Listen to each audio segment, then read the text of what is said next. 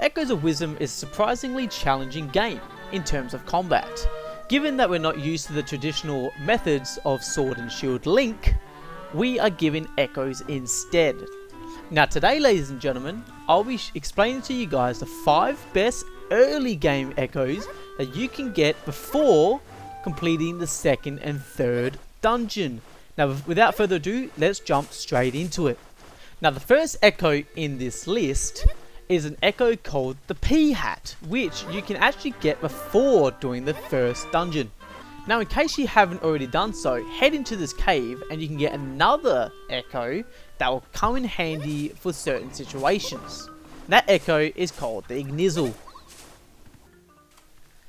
Once you have got the Ignizzle, keep following the path until you get to the warp point. Once you have made your way to the warp point, head south and you'll find a cave.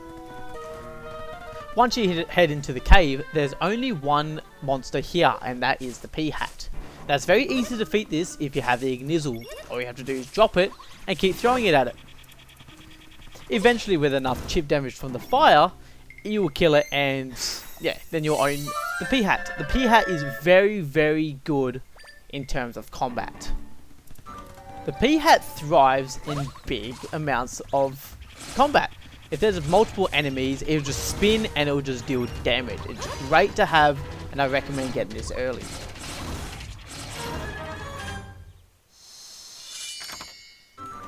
Once you've finished the first dungeon and head over to Blueberry's house, head north slightly and then continue left all the way until you reach Gerudo Town.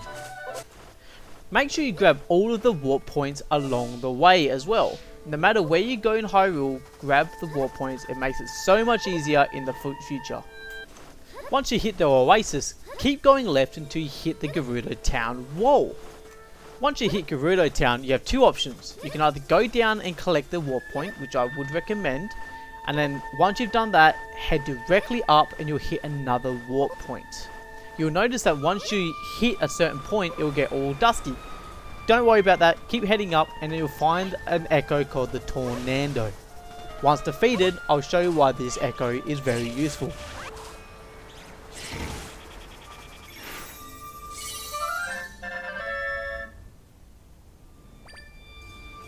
The Tornado is really helpful in clearing a way to certain places. You don't have to use it all the time, however, just going along and blowing everything out of the way feels so good and it's so handy. For the 3rd echo, you want to head back to Blueberry's house. From there, you want to head due north until you get to the warp point outside of Hyrule Castle. Once you get to Hyrule Field or Hyrule Castle, head left and you'll be finding another echo called the Wolf. Now the Wolf is very, very good in this game. It's very quick, it does a lot of damage, and I'd highly recommend you make this a priority to get after the Pea Hat. It doesn't really matter what order you get these in, but just make sure you get them all.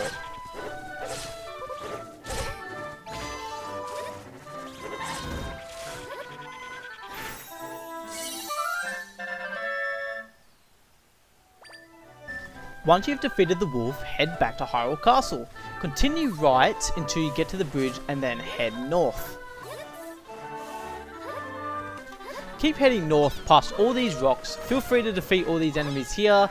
You can get them if you want. They're not really necessary at this point. However, get every single echo you can. Also, for future reference, these crows right here are actually very good in the late game. They do lots of chip damage. You can have multiple of them at once. And yeah, but keep heading north until you get to this little village just up here. Now you'll find some moblins here. The one you want is the one in blue. The wolf is very, very good in this situation.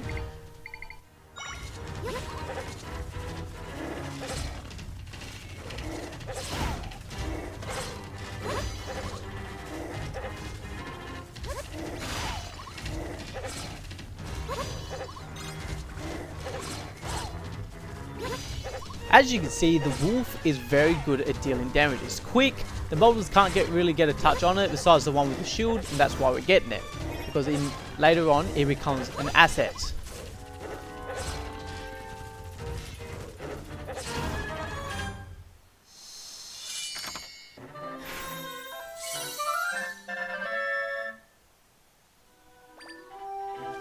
For the 5th and final echo, make your way back to the warp point at Hyrule Field.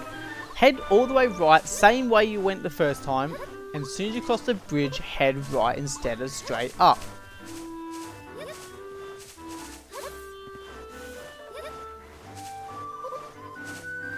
At the crossroads just right of the bridge, head up and you'll find another warp point. You might as well get it while you're going through.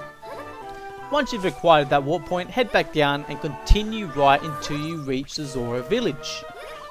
Once you've reached the Zora village, there's a little cutscene which you'll have to sit through. It doesn't take that long. Once that's over, head directly south in the water. While heading south, you'll come across a rift. You want to go west and there'll be a shipwreck. Now at the shipwreck is the last and final echo that you must get. And that echo is none other than your very own pet shark. Now, if you've got the sea urchin, I'd highly recommend that you use that for this fight.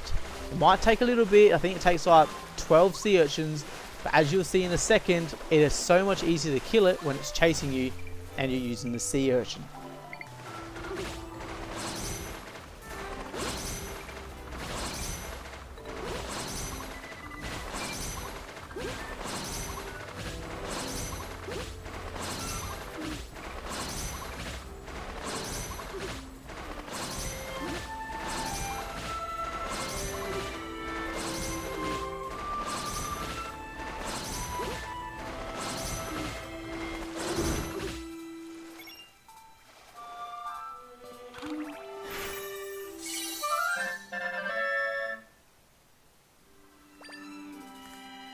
Now the shark will basically follow you around everywhere you go in the sea, and as you'll see in a second, it basically one-shots every single thing it attacks. Very handy to use while you're doing anything that has to do with swimming.